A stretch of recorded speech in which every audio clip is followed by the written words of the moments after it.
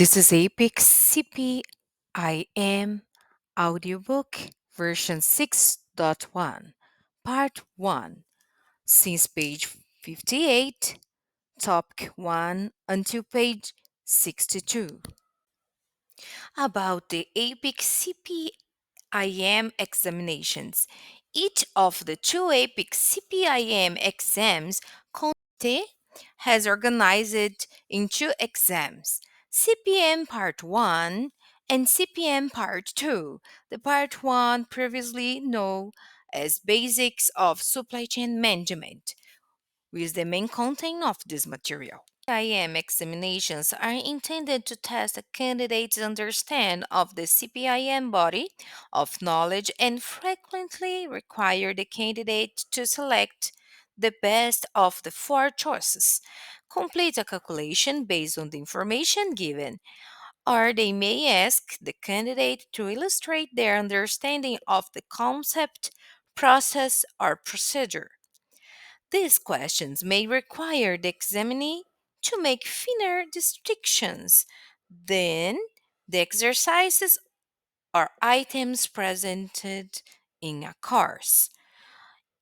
It is helpful to understand the various format of questions on the examinations. For simple questions and introductions to technology enhanced items found on CPIM Part 1 exam, please see on pages 29 to 31.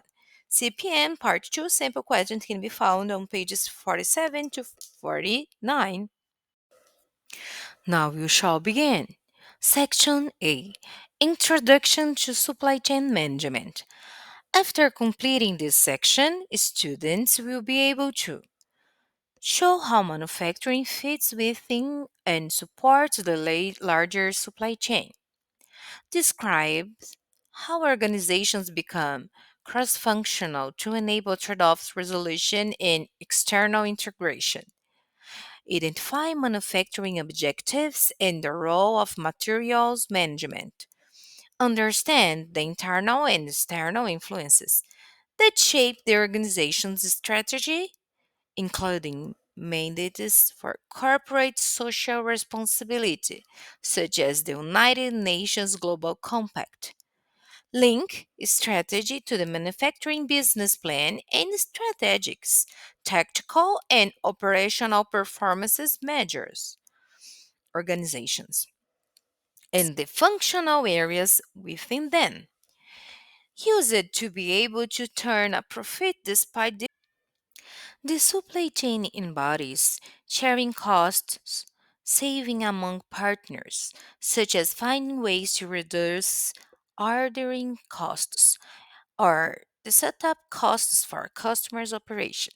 Sharing savings encourages innovations and helps building trust. Similarly, first organization departments and then organizations entities began to see the need to evolve all parties in the design of production and services from the earliest stages.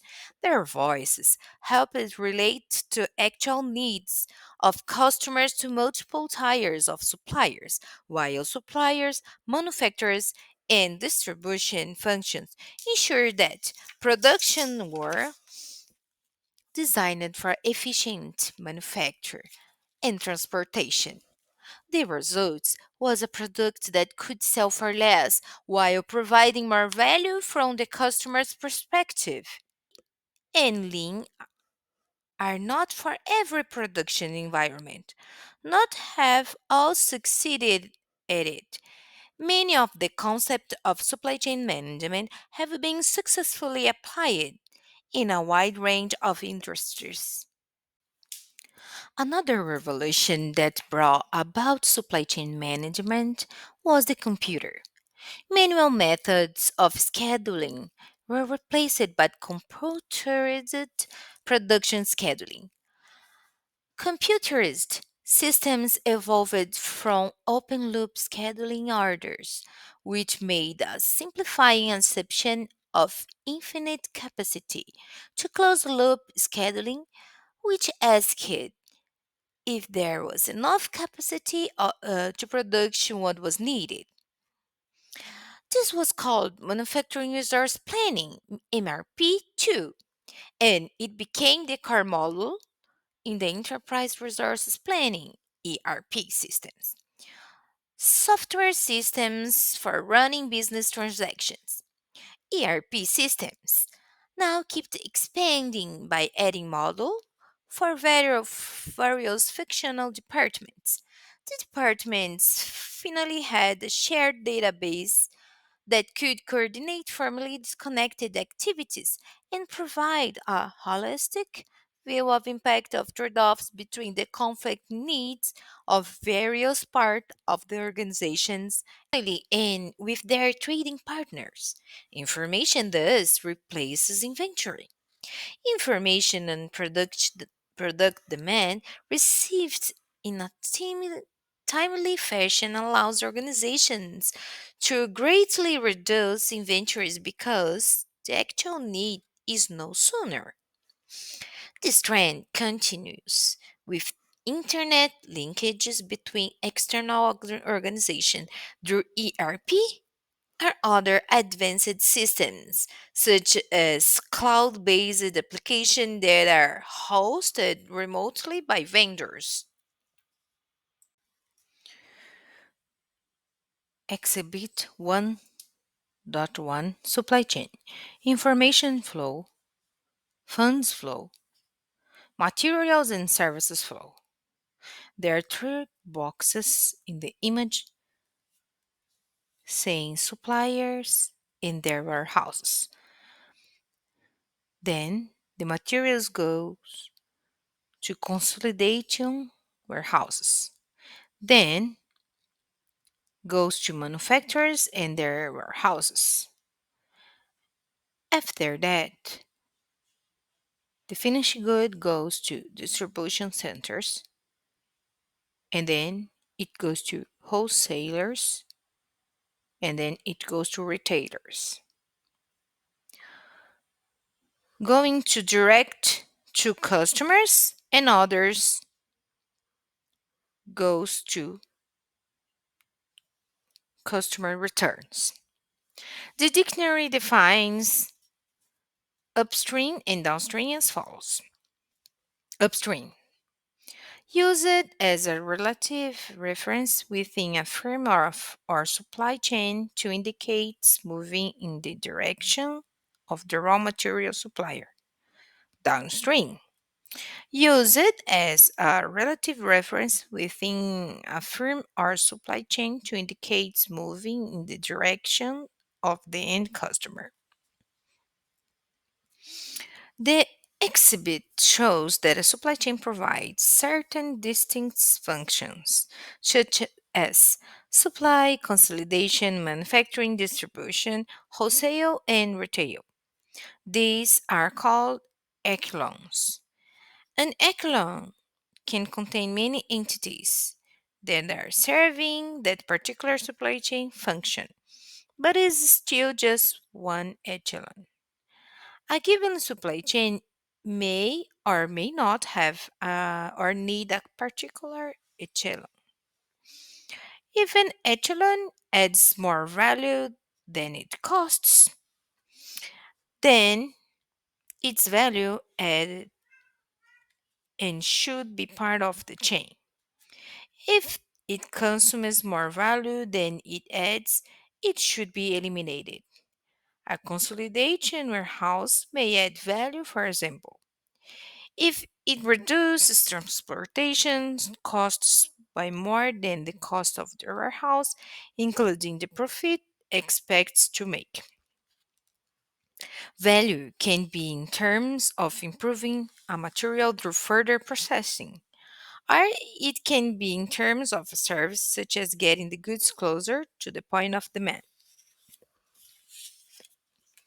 The next thing to realize is that the supply chain is always centered on the organization. If you're an organization's manufacturer that acts as a supplier to an auto plant, for example, a graphic would show your suppliers upstream and perhaps even their supplier further upstream. And the auto plant would be your downstream business to business B2B customer. A supply chain can have a large number of supplier customer relationships with it, while a given organization may own more than one echelon. Vertically integrated organizations like Henry Ford ownership of ocean shipping lines or ore mines for his auto planes are mainly a thing of the past because it has generally proven more efficient to excel at a few things and they then work with others who excel at their own specialties. The bottom of the exhibition shows that direct to customer interactions could occur begin from any echelon point, such as a computer graphic card supplier selling graphic cards directly to end customers through a website. Many supplier chains provide more than one path for selling products or services. There are three primary flows that need to be managed from the perspective of an entire supply chain rather than being individually optimal but ineffective overall. Flow information, flow of funds, flow of materials and services. The primary flow of materials and services is from left to right as materials are processed and services are performed to add value, including important distribution functions that adds value by making goods and services available at the point of demand. Product returns flow in the opposite direction. Returns of productions that end customer don't want or that are defective are not only returns in the supply chain. There can also be B2B returns across the supply chain. The graphic shows that returns could be initiated from any upstream point, such as manufacturer making a freight claim and returning damages deliveries from the one of its suppliers, or a distribution center returning unsold inventory as allowed by contract. The supply chain for returns is called reverse logistics, and the key point is that the system often needs some investment in planning and its own infrastructure to keep it efficient and not get in the way of the forward supply chain. Reverse logistic may also play a role in recovery of residus of valuable substances at the end of product's life. For example, Samsung provides a box of shipping back empty toner cartridges so they can be reused. In Netherlands, 95% of a car is recycled and the end of its life. Cell phones that are traded in are often manufactured by adding new extra cases and sold again. As goods flow downstream, payments for the goods flow upstream for the most part. Refunds are obviously the exception. In addition, information flows between partners in both directions. Informations on demand and design or other products require flows primarily upstream, but this could become more of collaboration or conversational and go in both directions. Similarly, information on manufacturing capacity and inventory may flow both ways. Forming a supply chain. Forming a supply chain first require internally orienting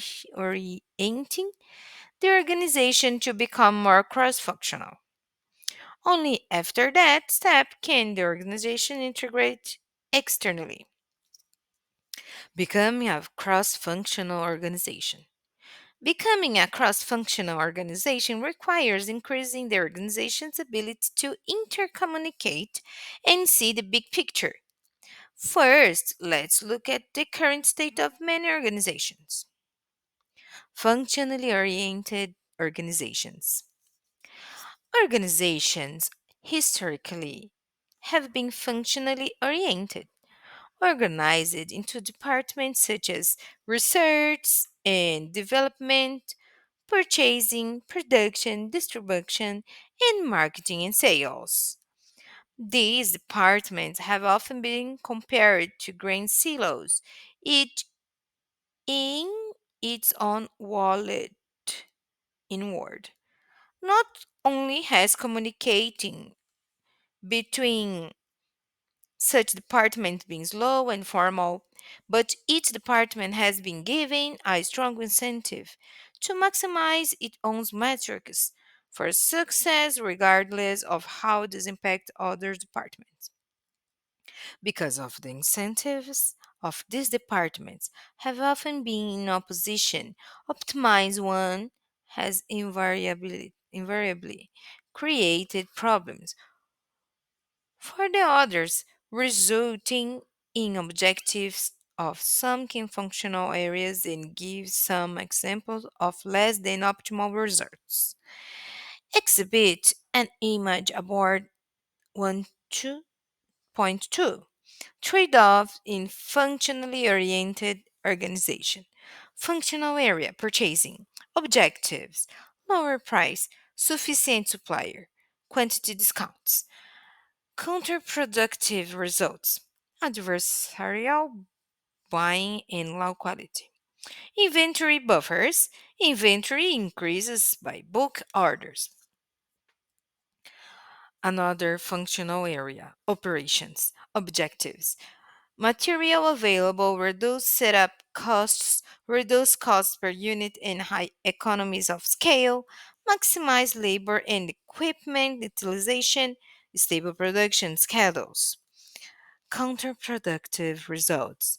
Safety stocks, inventory increased by long runs, few changeovers, risks of stockouts of other items. Buffer inventories for high utilization, high inventory, less responsive to order chains. Another functional area, distribution objectives. Lower shipping rate, full truckloads, inventory available, counterproductive results, low transportation costs, but high inventory and warehouse costs, or fewer warehouse for low warehouse costs but higher transportation costs. Safety stocks, functional area, sales and marketing. Objectives maximize sales, satisfy customers, flexible products mix, counter product results, safety stocks, high inventory in distribution system, change to production as order changes, instability. Functional area, finance. Objective maximize profit, rapid cash flow, minimize assets. As example, inventory. Counterproductive results. Promotion of customer service and production efficiency, but with low safety stock or other inventory. Functional area engineering. Objectives innovative designs, quality materials, new features, counterproductive results. Customers may not want to pay more for features not in demand. Conflict with low price purchasing. Functional area planning. Objectives stable schedules, reduce uncertainty and risk. Counterproductive results less production flexibility, missed opportunities, costs for redundancy, resilience. The first step is to see the end in mind and then help other organizations in your supply chain to also see those benefits. Often it takes key partners in the chain to make this happen. This is called a channel master, orchestrator, or nucleus firm. It often falls to the organization with the most brand awareness or share size to take up this role. Manufacturers might have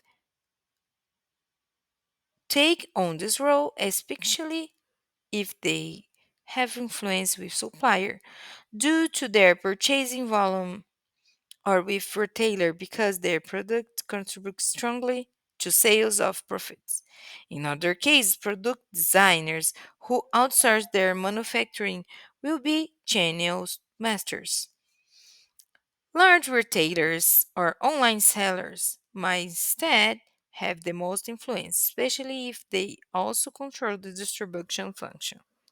Just look at the supplier graphic with will not indicate the level of influence the manufacturer has in the supply chain. After raising awareness of the benefit of supply chain management, the channel master works to integrate, communicate to the degree allowed by the current level of trust between the organizations. Without information sharing, there is no supply chain management. Trust is not earned quickly. However, in conventional wisdom, will opposite sharing what some will see as information that need to keep secret to maintain a competitive advantage.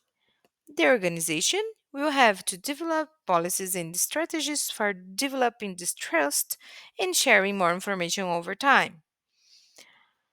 This type of strategies for develop this trust to start with include that one demand of and orders and one promotions and marketing campaigns.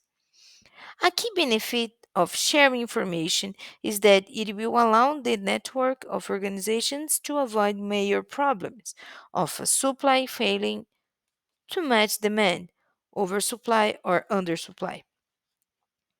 Failing to communicate demand or promotion information and forecast based only on your immediate customers' orders can create a situation called bullwhip effect, which is a major problem that supply chain management intended to solve. The APICS dictionary fifth edition defines the bullwhip effect as follows. An extreme change in the supply position upstream in a supply chain generated by a small change in demand downstream in the supply chain. Inventory can quickly move from being back ordered to being excess.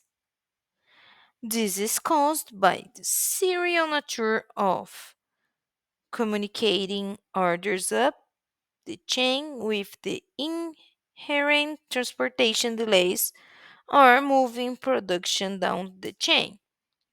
The bullwhip effect can be eliminated by synchronizing the supply chain. Exhibition 1 to 3 shows how the bullwhip effect becomes a major problem for manufacturers and suppliers. Then we have a picture of bullwhip effect.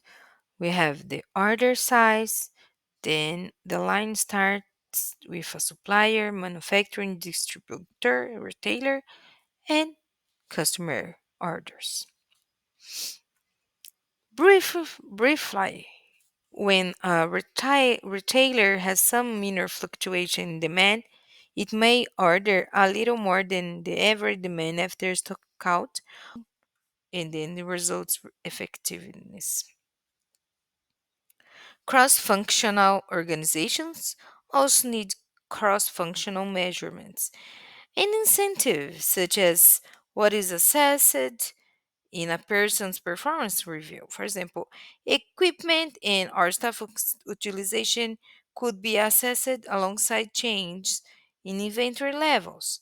This would provide a disincentive to building up inventory just to keep production equipment or personnel in use.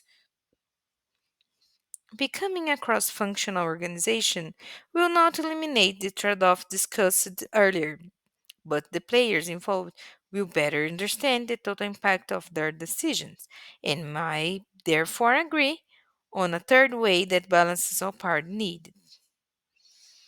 Some of the methods discussed later in this text, such as sales and operation planning for medium term balancing and master scheduling for short term balancing, help to achieve this consensus path between inventory and other customer services costs and production efficiency.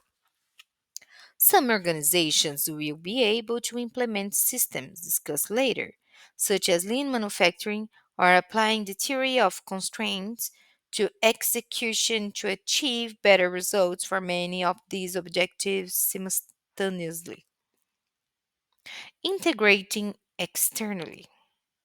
Any big idea, like externally integrating with other organizations in your supply chain, will be difficult to implement and sustain, given the natural force of the status quo working against it. Managers or material managers or may have more focused titles. Organizations may have supply chain managers who have a broader focus of their job roles that focus on production and inventory control. Regardless of how the organization does, both of the overall supply chain and production and inventory control need management. The dictionary defines supply chain management as follows: the design, planning, execution, control, and monitoring of supply chain activities with the objective of creating net value, building a competitive infrastructure, leveraging worldwide logistic, synchronized supply chain demand with demand, and measuring global performance. Exhibit 1 to 1 shows how a supply chain is composed of various entities that each have upstream partners toward the raw materials end of the chain and downstream partners toward the final customer.